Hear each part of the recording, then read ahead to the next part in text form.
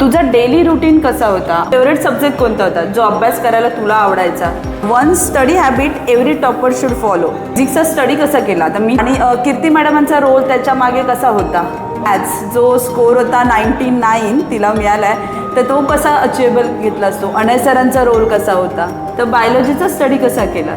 One teacher whose impact change your journey. One line that defines Samarth academy. 99 की 100च? 12वीमध्ये 90+ जाणं possible असतं की नाही. आणि ते आमचे रोज 5 क्वेश्चन्स लर्न करून घ्यायच्या, त्याच्यामुळे आम्हाला तेव्हा ॲक्च्युली कंटाळा यायचा ते करायला. त्याच्या स्टार्टिंगलाच सगळे सोशल मीडिया ॲप्स डिलीट केलेले. फक्त work hard now and enjoy later, or enjoy now and regret later. नमस्कार मित्रांनो, तुम्ही ऐकत आहात समर्थ अकॅडमी कणकवली पॉडकास्ट व्हिडिओमध्ये. तर या ठिकाणी आपण ऐकत असतो रिअल स्टुडंटच्या स्टोरीज, स्टडी स्ट्रॅटेजी जर्नी, त्याचप्रमाणे इन्स्पायरिंग सक्सेसफुल मोटिवेशनल स्टोरीसुद्धा. तर आजचा व्हिडिओसुद्धा खूप खास आहे, कारण आज आपल्यासोबत आहे कणकवली तालुक्यात विज्ञान शाखेमध्ये 91.17% मिळवणारी दिया प्रभुदेसाई. चला तर मग आजच्या आपल्या या गेस्टबरोबर आपण गप्पा मारूया. वेलकम दिया. सर्वप्रथम समर्थ अकॅडमीच्या पूर्ण टीमकडून तुला या उत्कृष्ट रिझल्टबद्दल खूप खूप शुभेच्छा. थँक्यू. तर पहिली गोष्ट मला एक सांग की जेव्हा तू हा रिझल्ट बघितला तेव्हा तुझी फर्स्ट रिॲक्शन काय होती? मला रिझल्ट बघून खूप छान वाटलं, कारण मी 11वीच्या सुरुवातीलाच जेव्हा इकडे क्लासमध्ये आले तेव्हा टीचर्सना विचारलेलं 12वीमध्ये 90+ जाणं पॉसिबल असतं की नाही, आणि मला खरंच तो गोल अचीव केल्यासारखं वाटलं. त्यामुळे मी खूप ग्रेटफुल होते. तुझा डेली रुटीन कसा होता, म्हणजे एक्झामच्या आधी आणि एक्झामच्या पिरियडमध्ये सुद्धा? इनिशियल फेजमध्ये मी सकाळी लवकर उठून एक फॉर्म्युला रिव्हिजन वगैरे करायचे. त्याच्यानंतर क्लास आमचा 9 ते 1मध्ये असायचा, तेव्हा आमचं बोर्ड्सचं आम्हाला शिकवायचे. त्याच्यानंतर मग 3 ते 5मध्ये आमचं CETचं शेड्यूल होतं, आणि मग संध्याकाळी घरी गेल्यानंतर त्याचीच रिव्हिजन करायची आणि दुसऱ्या दिवशी एखादी टेस्ट असेल त्याच्यासाठी प्रिपेअर करायचं. लेटर फेजमध्ये आमचं इथे जेव्हा बोर्ड्सचा पोर्शन झाला तेव्हा 8 to 7चं शेड्यूल होतं. त्याच्यामध्ये आमचं CETचा पोर्शन खूप चांगला कव्हर करून घेतला, त्याने मला खूप हेल्प झाली. प्लस इथे टेस्टसुद्धा ज्या चॅप्टर वाईज झाल्या त्याचा मला नंतर खूप फायदा झाला. ओके. आणि हे जे 8 to 7 11 तासाचं जे शेड्यूल होतं त्याचा मेन तुला कसा फायदा झाला? मेन मला जे आमचे सोर्सेस होते ते म्हणजे कुठल्या गोष्टीचा अभ्यास करायचा, काही आपण स्किप करू शकतो. त्याच्यानंतर मग एवढा वेळ एका जागी बसून अभ्यास करण्याची सवय मेन याच्यामध्ये झाली. फिजिक्स, केमिस्ट्री, मॅथ्स आणि बायोलॉजी सुद्धा तुझा सब्जेक्ट होता, तर त्याच्यातला तुझा फेवरेट सब्जेक्ट कोणता होता जो अभ्यास करायला तुला आवडायचा? मेन म्हणजे मला फिजिक्सचा स्टडी करायला खूप आवडायचा. सुरुवातीला ते थोडं डिफिकल्ट होतं, पण श्रेया मॅडमांमुळेच मला त्याची अजून आवड निर्माण झाली. मग तू फिजिक्सचा स्टडी कसा केला? आता मी तुझा अभ्यास घेतला मला माहीत आहे, पण स्टुडंट्सना सुद्धा समजलं पाहिजे की कसा फिजिक्सचा अभ्यास केला पाहिजे, तर ते सांगशील का? तर फिजिक्समध्ये मेनली माझा फोकस डेरिव्हेशन्सवरती होता. जेवढं जास्त जमेल तेवढे मी डेरिव्हेशन्स प्रॅक्टिस केले. थेअरीसुद्धा तेव्हाची तेव्हा वाचली, आणि न्यूमरिकलची प्रॅक्टिस थोडी कमी केली होती तेव्हा. ओके. आणि फिजिक्समध्ये तुझा सगळ्यात आवडीचा चॅप्टर कोणता होता? AC सर्किट्स मला खूप आवडायचा चॅप्टर. ओके. मग AC सर्किटने तुला स्टेट बोर्ड आणि CET दोन्हीमध्ये फायदा करून दिला? दोन्हीमुळे ते फायदा झाला मला. AC सर्किट जास्त एक्झाम्पल पडलेले CETला?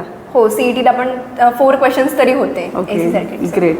आता आपण नेक्स्ट सब्जेक्टकडे जाऊया. केमिस्ट्रीचा स्टडी कसा केला? इनऑर्गॅनिक बरं सोपं वाटायचं की ऑर्गॅनिक सोपं वाटायचं? आणि केमिस्ट्रीचा तुझा स्कोर जो आहे हा 98 मार्क्स आहे, आणि खूप मस्त स्कोर आहे. तर त्याचा मुलांना आधी केमिस्ट्री आवडत नाही, खूपच कंटाळा करतात, तर त्याचा तू कसा अभ्यास केलास? आणि कीर्ती मॅडमांचा रोल त्याच्या मागे कसा होता? ओके. केमिस्ट्रीमध्ये ॲक्च्युली मला ऑर्गॅनिक केमिस्ट्री जास्त आवडायचं. सुरुवातीलाच आमचा बेस कीर्ती मॅडमांनी परफेक्ट करून घेतलेला, त्यामुळे तेव्हाचे तेव्हा रिॲक्शन्स प्रॅक्टिस करायचो. जेवढा जमेल तेवढं लिहून काढायचा, त्यामुळे रिॲक्शन सोप्या झालेल्या. इनऑर्गॅनिकमध्ये जेवढ्या वेळा जमेल तेवढं टेक्स्टबुक रीडिंग, त्यामुळे आमचं केमिस्ट्री तेव्हा परफेक्ट झालं. कीर्ती मॅमनी आमच्या एक फर्स्ट टर्मच्या आधी सुरू केलेलं की ते आमचे रोज 5 क्वेश्चन्स लर्न करून घ्यायच्या, त्याच्यामुळे आम्हाला तेव्हा ॲक्च्युली कंटाळा यायचा ते करायला. पण नंतर जेव्हा टर्म एक्झाम किंवा पुढचे जे प्रिलिम्स आले तेव्हा ॲक्च्युली अरे हा चॅप्टर पण झाला आहे, पुढचा पण झाला आहे, असं फिलिंग आलं, आणि तेव्हा खरंच खूप फायदा झाला मला त्याचा.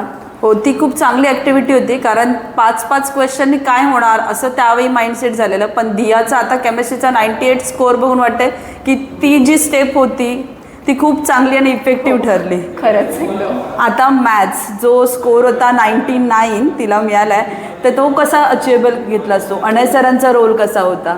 ॲक्च्युली अनय सरांनी आम्हाला मॅथ्समध्ये खूप हेल्प केली. म्हणजे कधीही कुठलाही डाऊट त्यांनी आमचा ठेवलाच नाही. प्रत्येक डाऊट आमचा जेव्हा असेल तेव्हा क्लिअर केला आहे. मॅथ्समध्ये मॅथ्स 1 सुरुवातीला त्यांनी आमचं परफेक्ट करून घेतलं. त्यामुळे आम्हाला मॅथ्स 2कडे जाताना कसलंच हे टेन्शन नव्हतं. मॅथ्स 2मध्ये इंटिग्रेशन डिफरन्सिएशनसारखे मोठे चॅप्टर्स तेव्हा जर प्रॅक्टिस केले तर पुढे असा लोड राहत नाही. ओके. तीच स्ट्रॅटेजी वापरली मॅथ्समध्ये. तू मॅथ्समध्ये किती स्कोअर डोक्यात ठेवलेला? 99 की 100च? 100च. हो, चांगलं आहे. आता तू MST CET PCM आणि PCB पण दिली आहेस. PCM तुझा मेन फर्स्ट प्रायोरिटी होती, पण बायोलॉजी पण तू घेऊन सोबत चाललेलीस. हो. तर बायोलॉजीचा स्टडी कसा केलास? बायोलॉजीमध्ये डेली टेक्स्टबुक रिडिंगचं केलं तर बायो एवढा इझी सब्जेक्ट कुठलाच नाही. त्यामुळे बायोलॉजीमध्ये डायग्राम प्रॅक्टिस आणि टेक्स्टबुक रिडिंग बस एवढंच. ओके. आणि त्या बायोलॉजीच्या मेन थेअरी कन्सेप्ट समजायला काय केलंस तू? यूट्यूबवरती ॲनिमेटेड व्हिडिओज असतात बायोलॉजीचे, ते खरंच हेल्पफुल ठरतात वेगळ्या कन्सेप्टसाठी. ओके. सोशल मीडिया हा मेन डिस्ट्रॅक्शन आहे स्टुडंटसाठी, तर तू ओव्हरकम कसा केलास?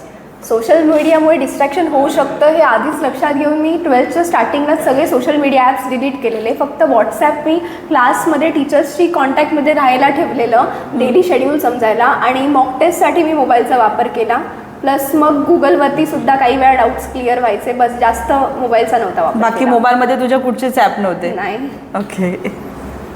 आता आपण दियाला काही क्वेश्चन्स विचारूया.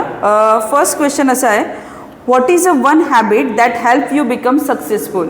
कन्सिस्टन्सीमुळे आपल्याला खरंच अभ्यासाची सुद्धा तेवढीच सवय होते, आणि कधीही कंटाळा आल्यावरती आपल्याला अभ्यास करायचा आहे हे डोक्यात ठेवूनच आपण पुढे जातो.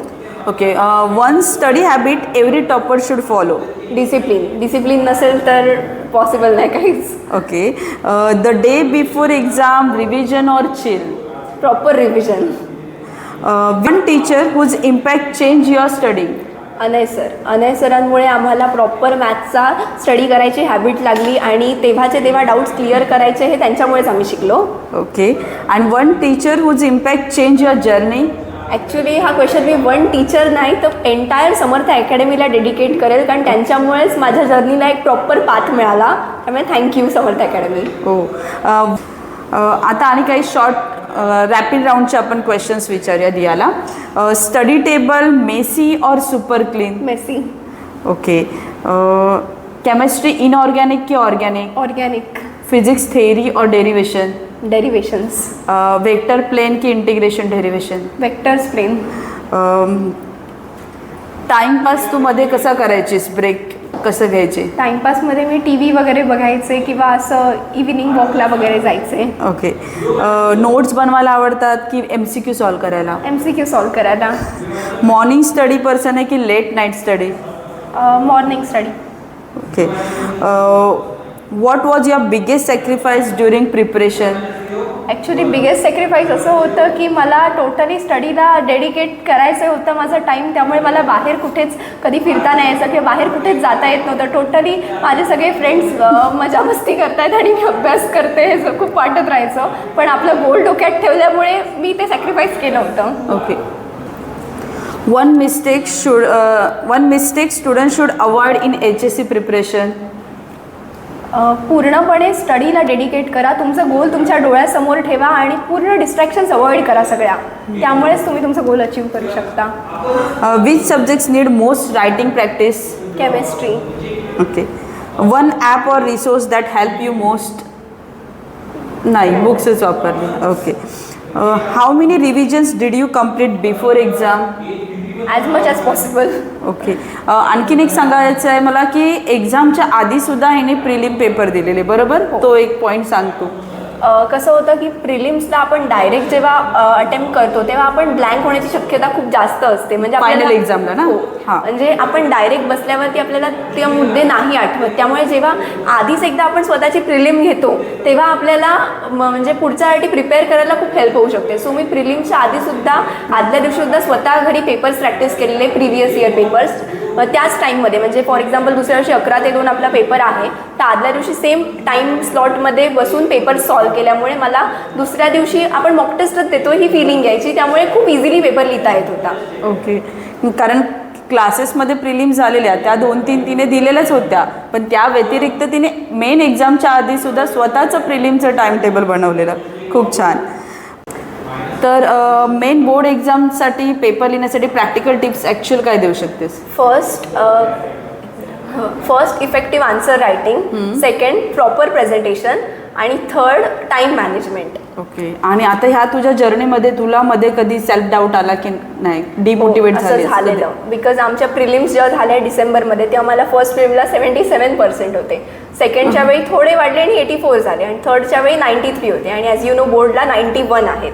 ओके. तेव्हा खूप डिमोटिवेटेड झालेलं. मग तेव्हा तू कसं स्वतःला पुश केलंस की काय सांगितलंस? मी तेव्हा ॲक्च्युली टीचर्सशी बोलले क्लासमध्ये आणि पॅरेंट्सशी पण बोलले. तेव्हा मला खूप असं सपोर्ट दिला त्यांनी आणि मला खूप असं बरं वाटलं आणि मग मी अभ्यासाला लागले आणि मग होऊ शकतं. ओके. आणखी एक क्वेश्चन राहिला मगाशी की तुझ्या या जर्नीमध्ये पॅरेंट्सचा रोल कसा होता? टीचर्सचा मला समजला, पॅरेंट्सचा रोल कसा होता? पॅरेंट्सने सुद्धा मला खूप असं प्रत्येक वेळी पुश केलं. जिथे जिथे मी अडखळायचे तेव्हा त्यांनी मला पुढे जाण्यासाठी बळ दिलं असं म्हणू शकता. ओके. आणि आता लास्ट आमच्या सगळ्या HSC स्टुडंट्ससाठी की त्यांना तू काय मेसेज देशील की त्यांनी या स्टेजला आता काय केलं पाहिजे? आत्ता इनिशियल स्टेजला म्हणजे आत्ता जूनचा जो टाईम पिरियड आहे तेव्हा त्यांनी त्यांचे सगळे रिसोर्सेस सॉर्ट आउट केले पाहिजेत आणि प्रॉपर बोर्डसाठी मी काय करणार हे आत्ता त्यांनी ठरवलं. जास्तीत जास्त पोर्शन कव्हर केला.